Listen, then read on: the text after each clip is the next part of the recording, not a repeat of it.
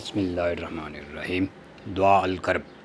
خلیفہ دمشق ولید بن عبد الملک نے حضرت امام حسن بن علی رضی اللہ تعالیٰ عنہ کے فرزند مثنیٰ رضی اللہ تعالیٰ عنہ کو مدینہ منورہ کے جیل خانہ میں قید کر رکھا تھا۔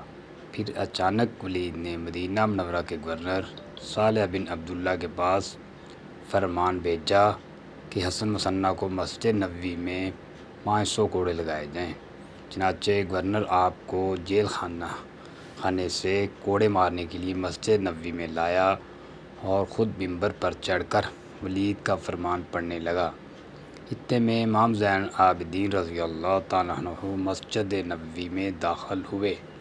مجمع آپ کو دیکھ کر پھٹ گیا اور آپ آ کر حسن مثنیٰ رضی اللہ تعالیٰ عنہ کے پہلو میں بیٹھ گئے اور فرمایا کہ بھائی جان، آپ اس وقت دعا الکرب پڑھ کر دعا کیوں نہیں کرتے؟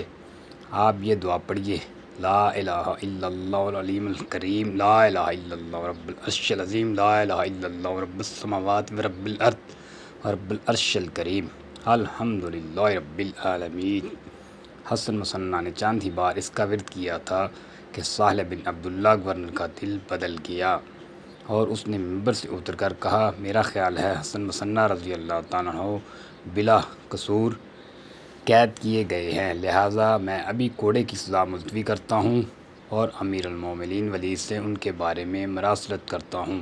چنانچہ چند ہی دنوں کے بعد دمشق سے ولید کا فرمان آ گیا کہ حسن مثنیٰ بے قصور ہیں، لہٰذا انہیں جیل سے رہا کر دیا جائے۔